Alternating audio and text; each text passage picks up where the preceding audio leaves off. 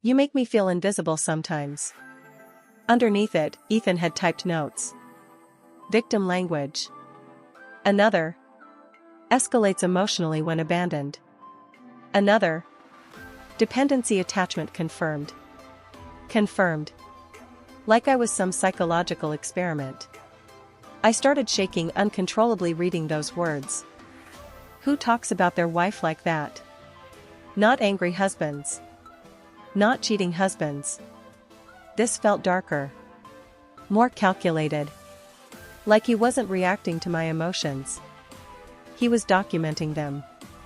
Learning them. Tracking them. And suddenly another memory surfaced. One I hadn't thought about in years. The therapist. Oh my God. The therapist. 5 years into our marriage, Ethan convinced me to start counseling. Not couples counseling.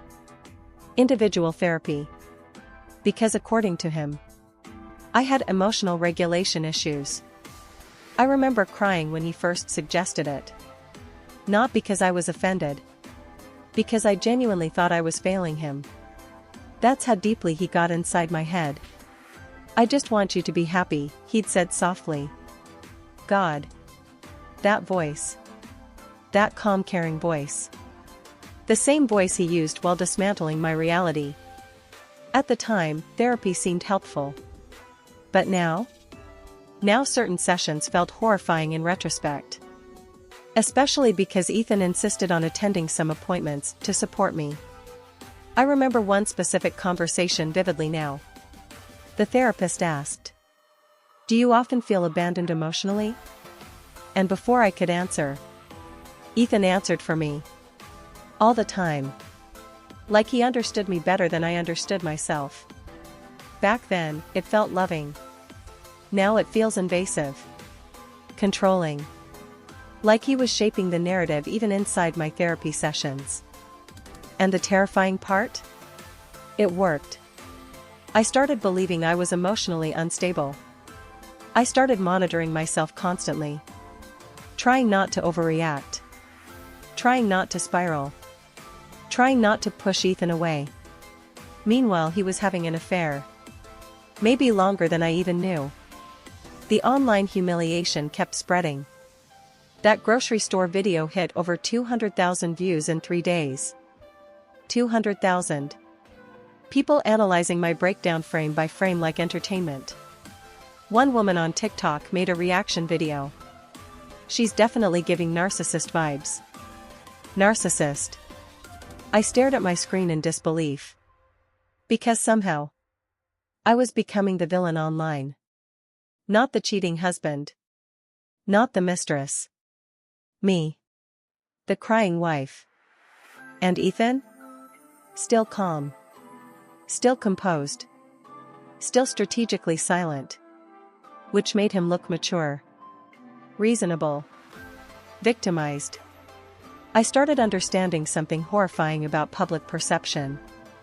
People trust the calmer storyteller. Always. Especially when the emotional person is a woman. Then came the first truly disturbing clue. Claire found it accidentally. She came over one afternoon carrying coffee and groceries because I'd basically stopped functioning. I was sitting on the couch in sweatpants staring blankly at nothing when she suddenly froze near Ethan's bookshelf. "Ava."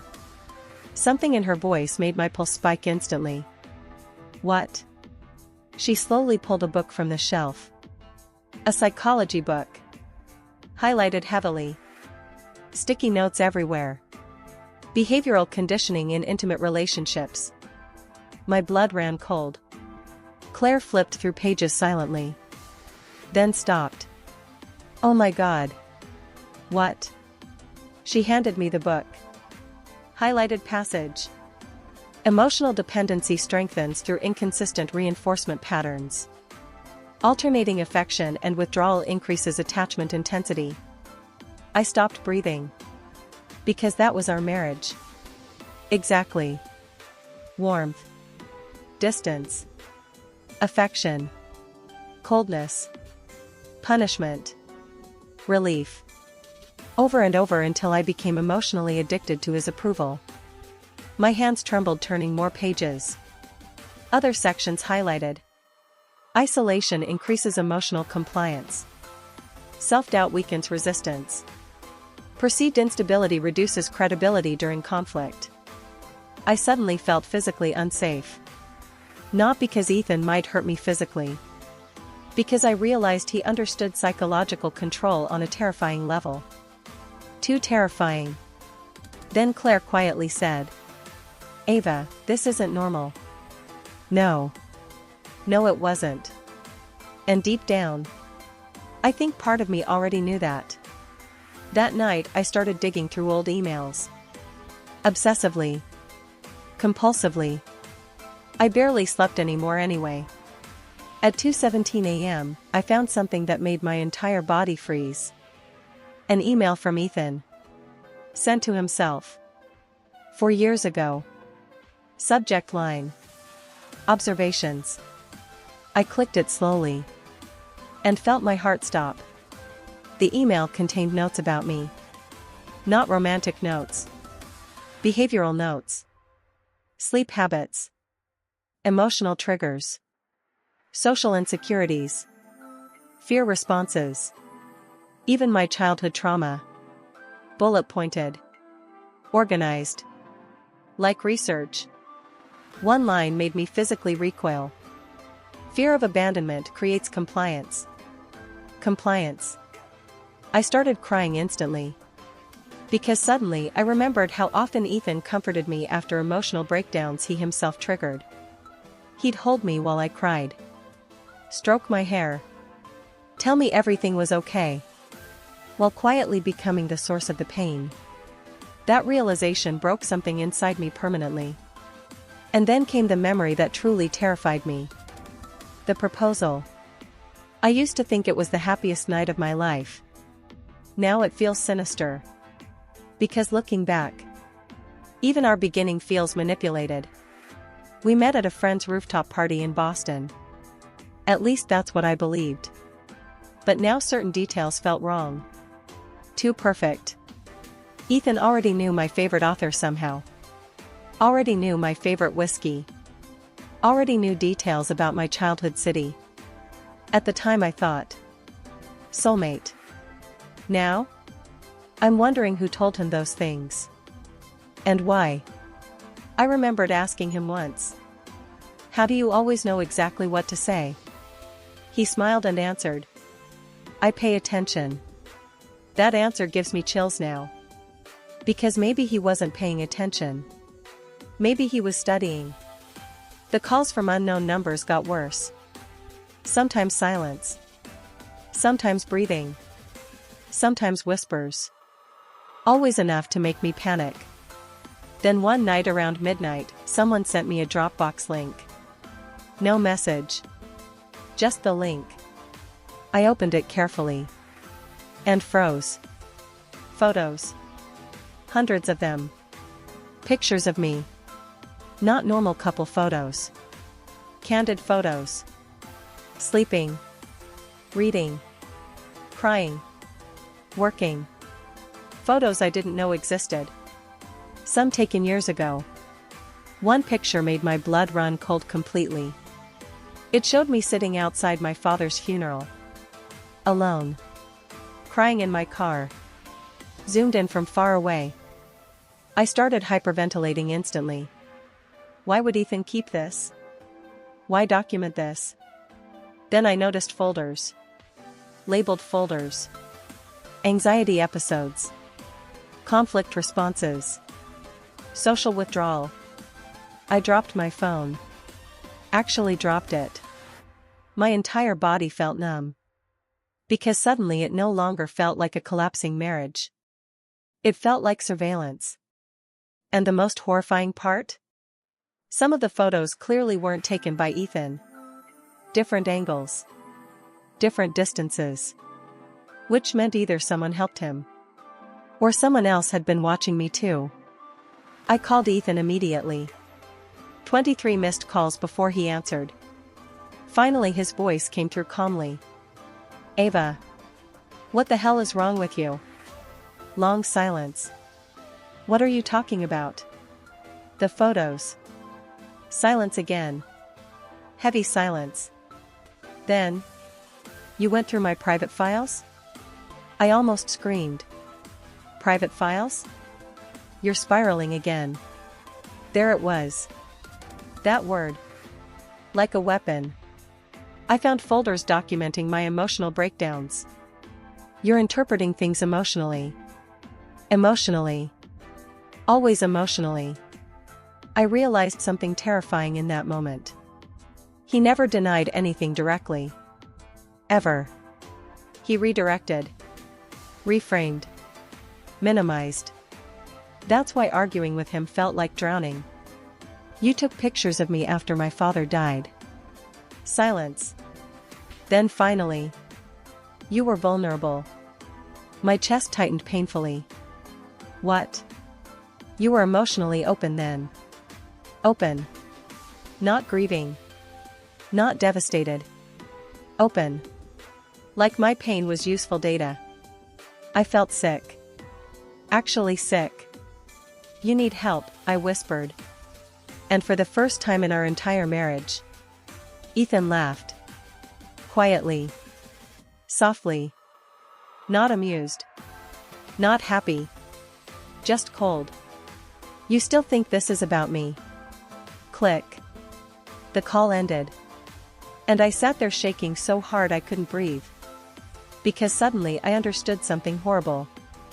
Ethan genuinely believed he was smarter than everyone around him. Especially me. Claire begged me to go to the police. But what was I supposed to say? My husband psychologically manipulated me? That sounds insane. Even now typing this, I know how insane it sounds. That's why people like Ethan are so dangerous. Because emotional abuse leaves almost no visible bruises. Just confusion. Self-doubt. Psychological exhaustion. And by the time you realize what's happening, everyone already thinks you're unstable. Exactly like he planned. The next morning, another social media post exploded online. Madison this time. A black and white photo of Ethan holding her hand. Caption. Real love shouldn't feel like walking on eggshells. The comments flooded instantly. You look so much happier with her. Glad you escaped toxicity. Men deserve peace too. Peace. I stared at those comments for nearly an hour. Because suddenly I understood the final layer of manipulation. Ethan didn't just want to leave me. He needed me discredited first. Completely. Emotionally unstable women aren't believed. Emotionally unstable women lose credibility socially. Legally. Publicly. And suddenly the attorney receipts made horrifying sense. The screenshots. The notes. The therapy sessions. The emotional triggering. The calmness. It all connected. Like puzzle pieces finally locking together. My marriage wasn't collapsing accidentally. It had been strategically dismantled. Piece by piece. And I think the scariest realization of all? I don't know when it actually started. Because once manipulation becomes this deep, you start questioning the entire relationship. Was any of it real? Did he ever actually love me? Or was I just emotionally useful to him somehow? I couldn't stop replaying our first date after that. Every detail felt wrong now. Too smooth. Too calculated. Too perfectly tailored to me.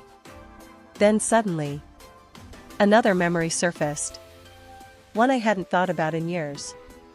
And this one made my blood freeze instantly. The first night we met. Ethan already knew my ex-boyfriend's name. At the time I thought my friend must have mentioned it earlier at the party.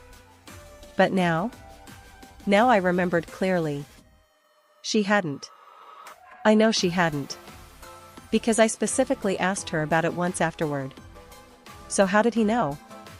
My heart started pounding violently.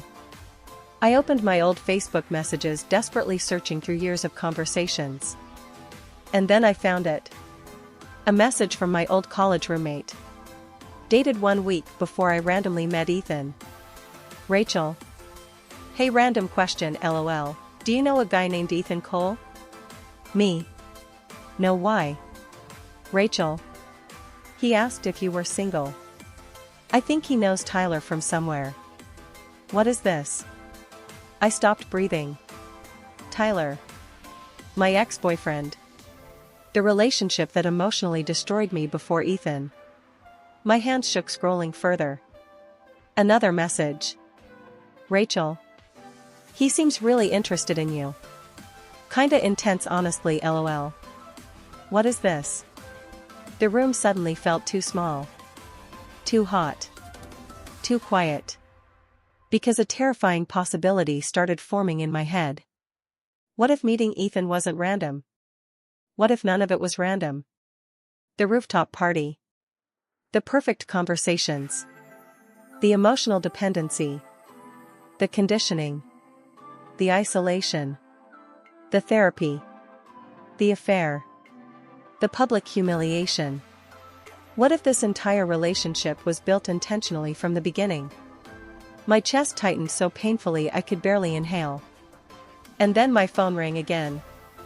Unknown number. I answered slowly. A woman whispered. You finally see it now, don't you? Click. Silence. And somewhere deep inside me, something finally broke completely.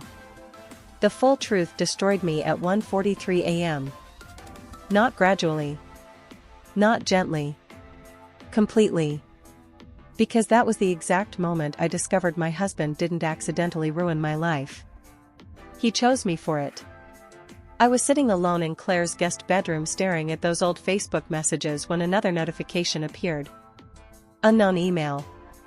No subject line. Just one attachment. A video file. My entire body went cold instantly. I almost didn't open it. Something inside me already knew this was the end. But curiosity is dangerous when your reality is collapsing. So I clicked play. And my whole world stopped breathing. The video was old. Very old. Ethan looked younger. Thinner. Different haircut. He was sitting at a bar talking to someone off camera. Laughing. Drinking whiskey. And then I heard the name. Tyler. My ex-boyfriend. The ex who destroyed me emotionally before Ethan entered my life. The same Tyler who cheated on me repeatedly.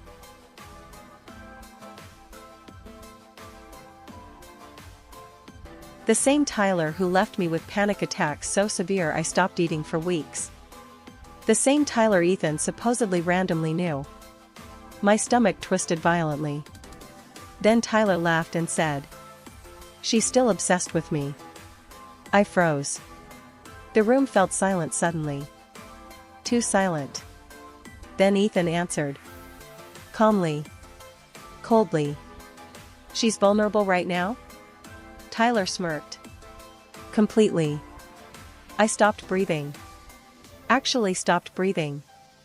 Because suddenly the entire relationship tilted sideways in my mind. The rooftop party. The perfect timing. The emotional intimacy. The way Ethan always knew exactly what I needed emotionally. Oh my God. Oh my God. The video continued. Tyler leaned closer.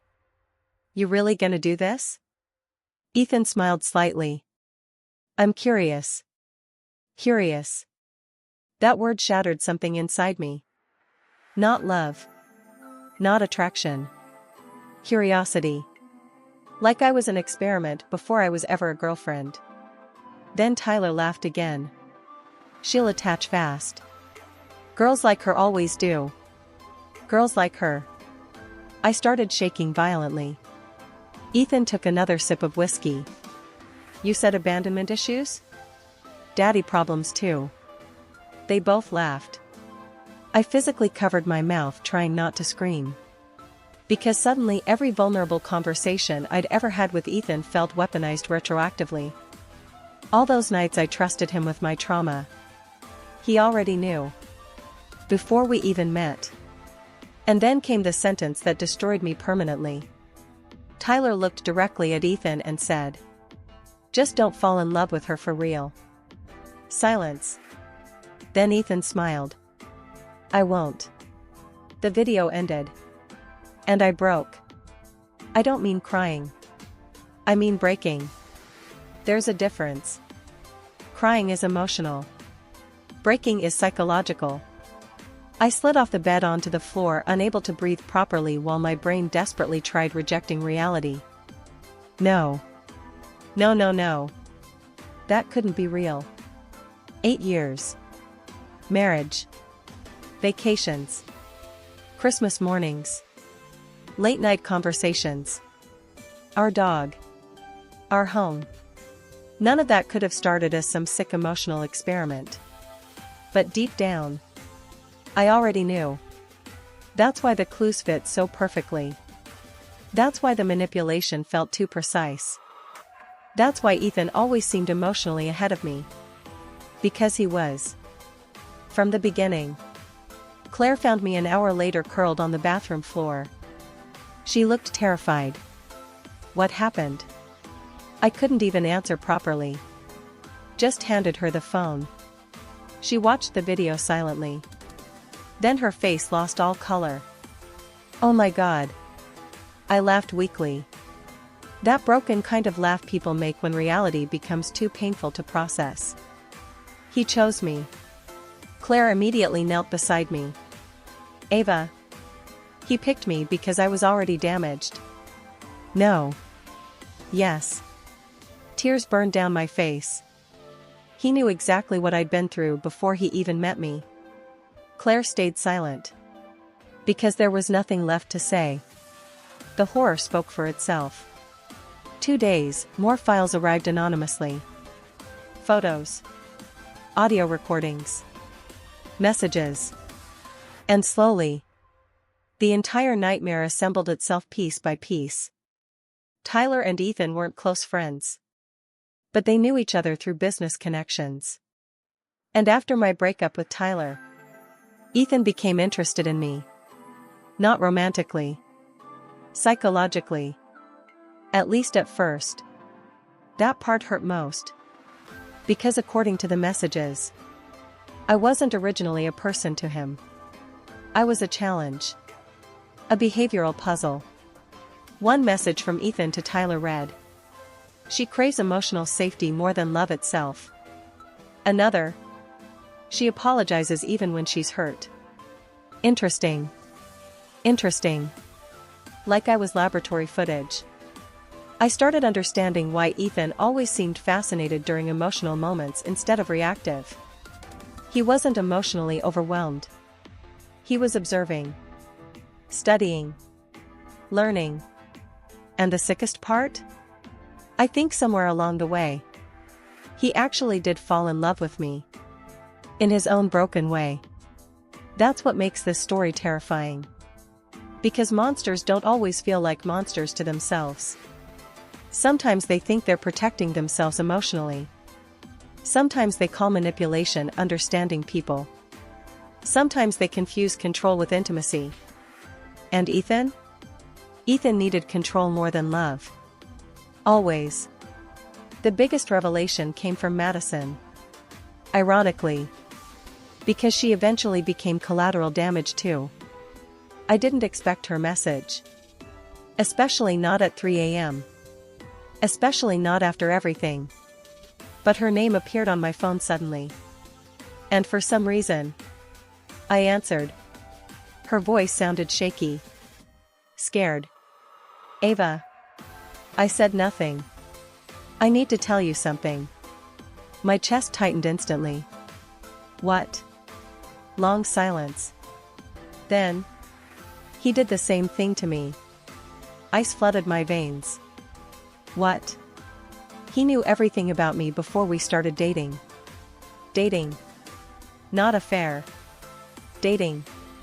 That word hurt. But what she said next hurt worse.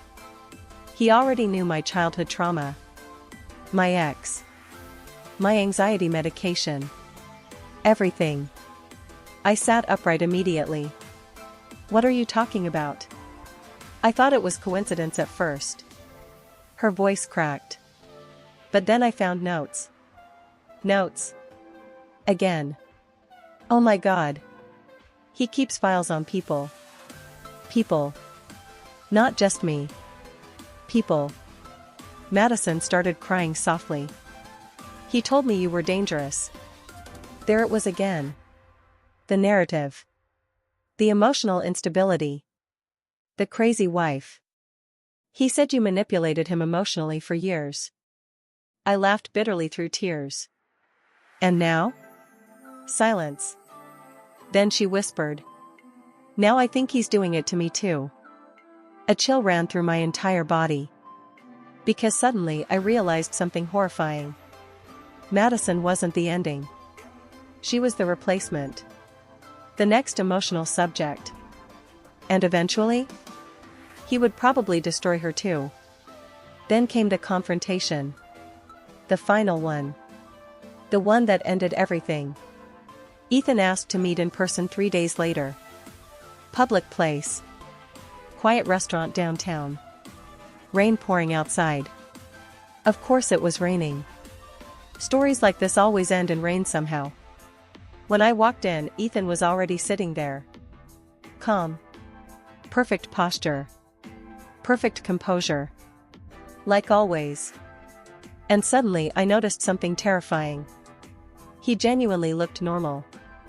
That's what evil actually looks like sometimes. Not dramatic. Not monstrous. Normal. That realization haunted me most. I sat across from him silently. For a long moment neither of us spoke.